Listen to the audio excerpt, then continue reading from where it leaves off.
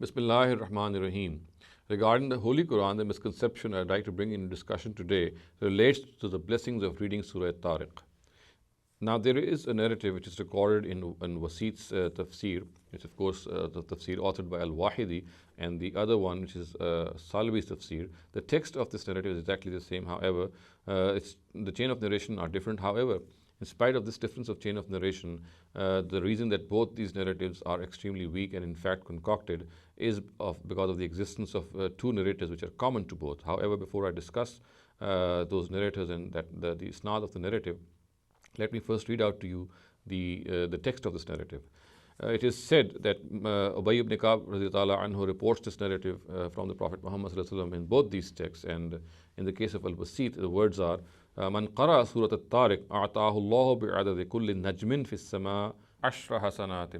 So the Prophet Muhammad is reported to have said, a person who recites Surah At Tariq, the Almighty will bless him with the reward of 10 pious deeds for every star which is found in this universe, or which is found in the heavens. So, as I said earlier on, the weakness of this narrative lies in the fact that it contains two very, very weak narrators, and Hafiz ibn Hajar has regarded this narrative, which is found in Al-Wasit, to be concocted perhaps on the basis of these two narrators. Now, as far as one of them is concerned, his name is Harun bin Kasir, and he is regarded to be majhul by Abu Hatim. And the other one is Salam ibn Sulaim al-Madaini, about whom Yahya ibn Ma'in says that he's laysa bi-shay' and Za'ifun la yuktabu hadithuhu, and Muhammad bin Abdullah bin Ammar al-Mosli regards him to be laysa bi-hujja. And Ibrahim bin Yaqub al-Jazjani says ghayra siqa. Abu Zura and Abu Hatim regard him to be Za'if, and Imam Bukhari, Imam Nisai, and Abdul Rahman bin Yusuf bin Kharash say that he's matruk. At another place, Imam Nisai's comments about him are that he's laysa bi siqa wa la yuktabu hadithuhu.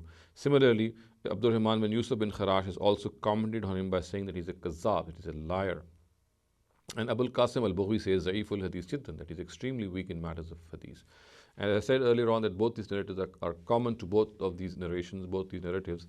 And if the first of them is regarded to be concocted by Hafiz ibn Hajar, there is no reason that the other chain of narration too should be considered as concocted. So we can say very safely that these two narratives are concocted and fabricated, and therefore they have no basis at all.